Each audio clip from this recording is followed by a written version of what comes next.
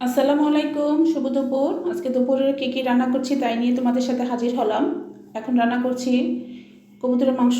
প্রথমে তেল গরম করে পেঁয়াজ কুচি, 2টা কাঁচামরিচ, এলাচ, দারচিনি, তেজপাতা দিয়ে পেঁয়াজটা নরম করে নিব। পেঁয়াজটা নরম হয়ে গেলে এতে আদা রসুন দিয়ে আদা রসুনটা ভালো করে ভাজা ভাজা করে নিব, যাতে আদা রসুনের কাঁচা স্মেলটা না থাকে।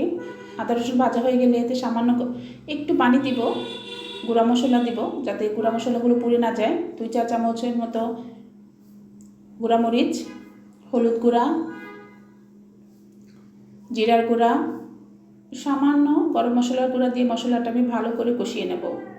মশলাটা যত কষানো হবে মাংসের টেস্ট তত দ্বিগুণ বেড়ে যাবে।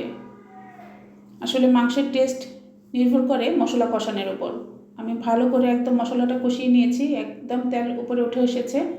এখন আমি কবুতরের মাংসগুলো দিয়ে দেব। কবুতরের মাংসগুলো দিয়ে মশলার সাথে ভালো করে কষিয়ে নেব, যাতে একদম তেল উপরে উঠে আসে। তারপর আমি ঝোলের পানি অ্যাড করব এবং অন্য একটি কড়াই আমি ডাল বাগার দিব। এর জন্য কড়াইয়ে কিছু পাঁচফোড়ন, শুকনো মরিচ, পেঁয়াজ আর একটু সামান্য হলুদ দিয়ে পেঁয়াজটা আমি ভাজা ভাজা করে নিব। এভাবে ডাল বাগার দিলে কিন্তু আমার কাছে অনেক টেস্ট হয়। পেঁয়াজটা একদম লাল লাল করে ভেজে ডালটা আমি দিয়ে দিব।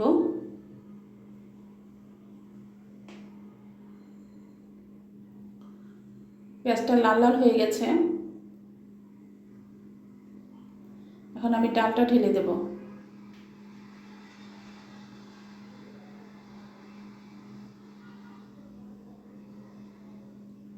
ডালটা ঢেলে দিলাম। ডালটা ঢেলে ডালের একটা বলক তুলে নেব এবং সাথে কিছু কাঁচামরিচ দিয়ে দেব।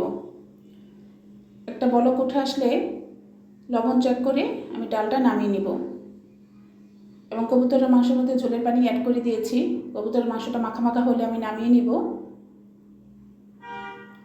এই তো আমার ডাল হয়ে গেছে, লবণ চেক করে নিয়েছি। অন্য একটা পাত্রে আমি পটল ভাজি করবো, এই জন্য পটলটা আমি আগে সিদ্ধ করে নিয়েছি।